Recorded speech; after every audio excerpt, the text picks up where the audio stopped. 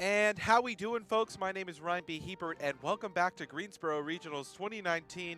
You're seeing your first top 4 match here, and alongside me is Marcus OK. Marcus, how you doing today? I'm doing quite well. How are you doing, man? Well, we are doing just fine. I am so excited for this upcoming match. Two very established players in this season and last season as well. Ashton Cox versus Brian Youm going to be featured in this first top 4 match here on Legendary Gaming Network stream of Greensboro Regionals. I'm very excited to see both of these teams, and we actually got to see both of them yesterday, Marcus. Would you like to talk about them a little bit? What are we seeing? Ashton is going to be bringing Solgaleo, Kyogre, Serena, Tornadus Incarnate, Kartana, and Gengar, while Brian Youm is bringing Solgaleo, Zygarde, Tapu Fini, Incineroar, Volcarona, and Toxicroak. And Brian is already locked in. He is ready and set to go here at this regional. We saw this team yesterday. We know that this team has a few different options, and it's a very standard team. Ashton, on the other hand, though, the Solgaleo Kyogre team is something that really we didn't see until the end of Sun series. And so seeing it being brought back here and being brought back on stream and at this tournament and in top 4 is just so inspirational because I love Solgaleo so much. People know that this is a Pokemon that I, as a player, love to see and love to run. It has multiple different faceted uses, and so in this set, we know, as we've seen from before, Ashton is running that Solgaleo Z move, and it's very interesting. While on Brian's team, we know that Volcarona has maybe a Z move, but it's not confirmed, and yeah, honestly, just both teams here just have a lot of options for them. Right, and as they get ready to go into battle, we are going to see the poses come out. Brian, you might want to take this as a long game because his games ran a little over long yesterday, but now we are going to see Tapu Fini go up with Zygarde, while Ashton is going to be sending out Kyogre and Serena. Going to be able to set up that rain as well. These are two very classic leads from both of these teams. You have the classic Fini Zygarde start here. You're going to see that Misty Surge activating. And from that Misty Surge, wouldn't be surprised if we see that Misty Seed popping on that Zygarde. You're going to do a +1 to that Zygarde special defense. And so this Serena here is in a very nice position. A beautiful Power Whip could come out here into this Tapu Fini. It also could go into that Zygarde as well. Maybe even a Feint to stop the potential protect against a Water Spout from this Kyogre. While the Zygarde may be at +1, Water Spout at full health from this Kyogre in rain with Stab is still going to do quite a bit of damage. Yeah, Zygarde doesn't want to take that much damage before it could get into its complete form, or maybe it will just be able to get into its complete form after this turn. We're going to have to wait and find out as we see Zygarde go for the Protect here. Will the Serena go for Feint? And it does. It does actually connect with the Zygarde, fooling it, thinking, oh, you can't protect here. It fell for the Feint, and now Water Spout is going to come out full power. That is going to be a lot of damage, taking Zygarde down to about 40% as Tapu Fini is able to set up a big light screen, setting up for the long game right now. And now, Marcus, we sense the presence of many different forms of Zygarde come from all over the Alolan Nation to form. Dudes. Zygarde 100% coming out onto the field, going to be boosting some of those base stats on Zygarde, making it just a little bit bulkier and that attack stat a little bit scarier, but at the same time giving it a little more HP. So now we're in a situation here where Ashton is just Water Spouted. Light Screen has just been put up by this Tapu Fini here, so this Zygarde is not going down to Water Spout so easy now, Marcus.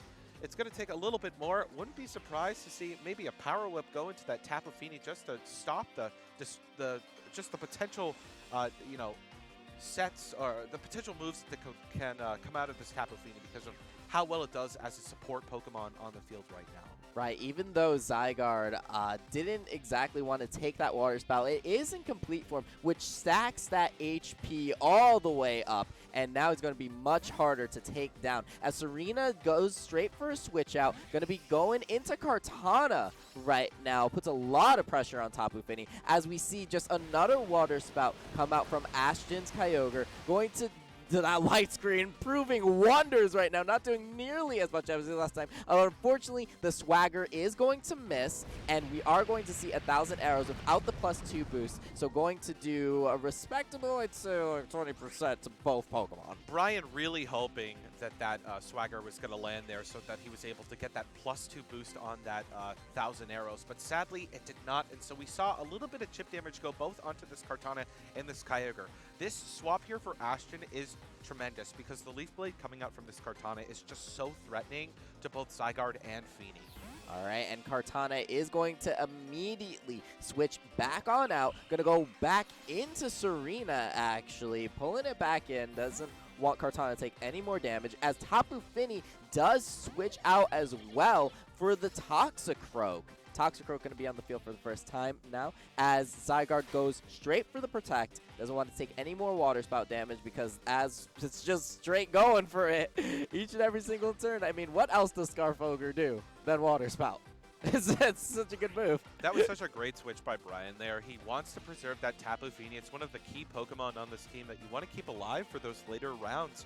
And switching in that Toxicroak with Dry Skin, taking that Water Spout like nothing. But here comes a helping hand from Serena, Marcus. Yeah, really quick in between turns, choosing their moves. Gonna get that helping hand. The Water Spout not gonna affect Toxicroak thanks to that Dry Skin ability, and oh my goodness, even with the helping hand, not enough to take down the beast that is Zygarde. Zygarde going to be able to retaliate on his own, doing once again not as much damage as it would otherwise if that Swagger had landed. But the low kick is going to go into Kyogre. That's a big KO for Mr. Brian.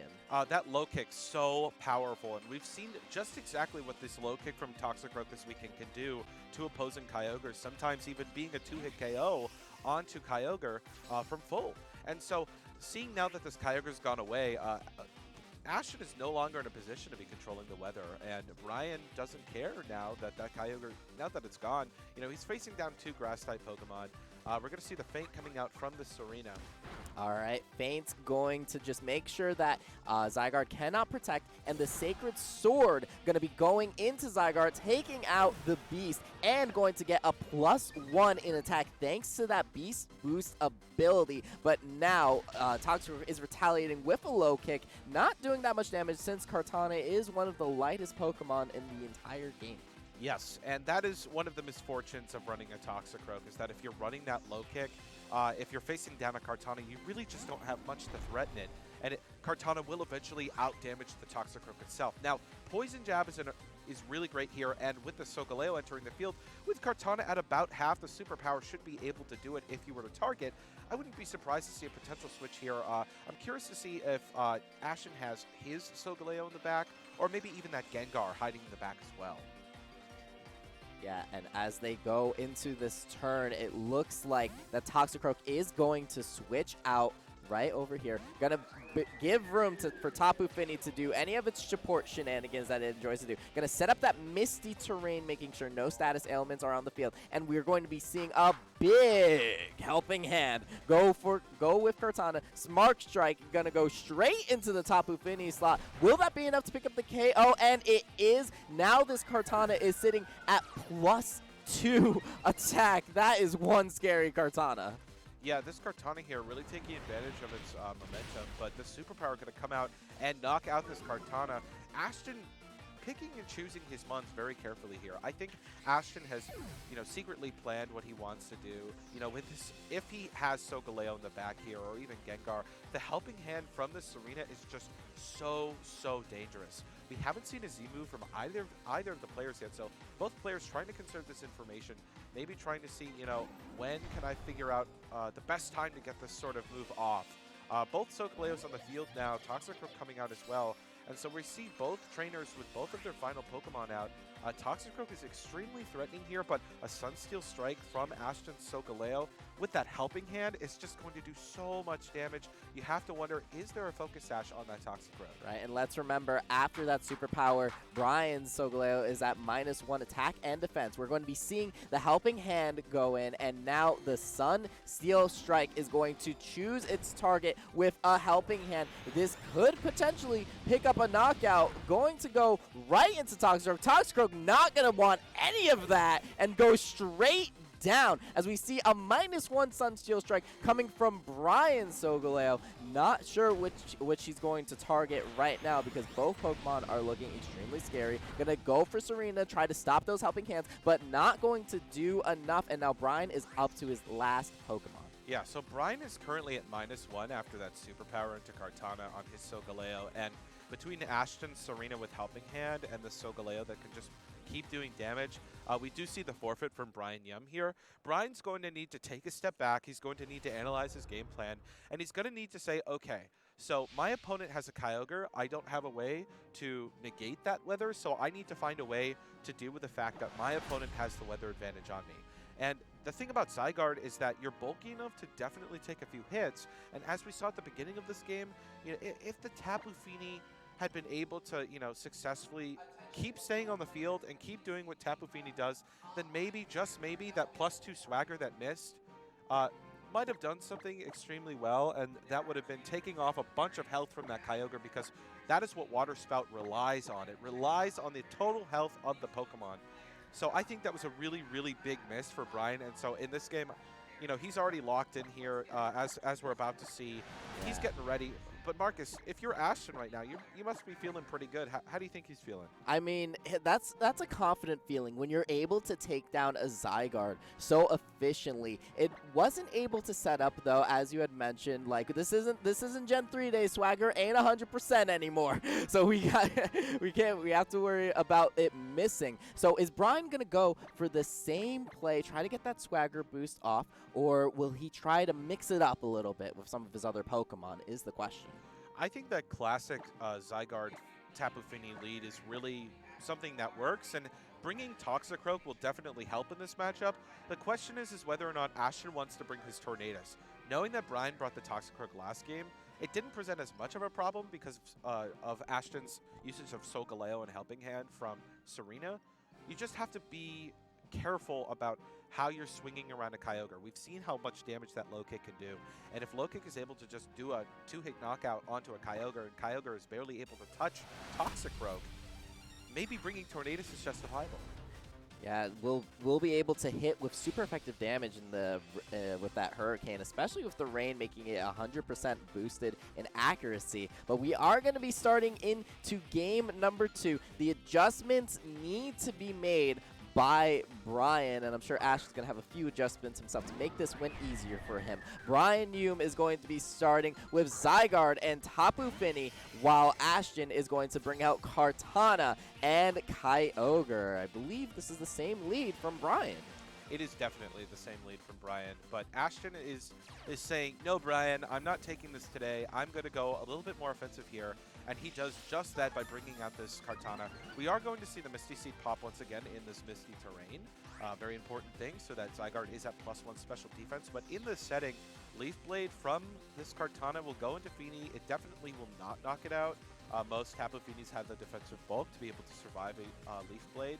We're going to see the Water Spout right off the bat here from this Kyogre. Yep, with nothing to stop this Water Spout, it is going to hit both targets. Not Zygarde saying just above 50%, and a Leaf Blade going to finish the job on Tapu Fini. No Tapu Finis today, no boosts, no heal pulses, no swaggers, no nothing, as this Kartana is just like, I am around to stay with that +1 attack boost from the Beast Boost, getting the knockout, as Zygarde retaliates with its own 1,000 arrows, not doing as much damage as he wanted. I would assume the swagger was going to be coming from the Tapu Fini. We see Solgaleo entering the field here, and that was just a really, really quick knockout for Ashton. It was pretty simple. You get the chip damage from Water Spout, and you can guarantee that the Leaf Blade is going to kill from at least 70-80%. You can't guarantee a Leaf Blade kill from 100% full HP. We're going to see the Protect coming out from Zygarde on Brian's side of the field. All right, and the Protect comes out, doesn't want to take any more damage, but now Solgaleo is going to eat a big Water Spout, going to be taken down to just under 50% as a knockoff comes in. Is that going to be enough? That is going to be enough. We see a handshake already. The game just started, and just like that, it's already over. Brian and Ashton shaking hands here. Both players, you know, Brian still sending out his last Pokemon, his Toxicroak, onto the field. just to be sure, you know, both players talking to each other, conversing. This game went extremely quickly. It's not over yet, though, at the same time. But, you know, having two major Pokemon just be ended like that, it's disappointing to a player, you know, to really try to come into a game 2 here and to really try your best, and to have Pokemon in such an offensive strategy from Ashton kind of just uphold what Zygarde does, which is trying to stall out and trying to set up. We do see the forfeit come out here, and so the hands shake once again, and so that wraps it up. Ashton is on to his finals match here, but before we head on to our finals match, we have our second top 4 match coming up. We're going to have Ashton come on here in just a few moments, so stay tuned for that player's interview.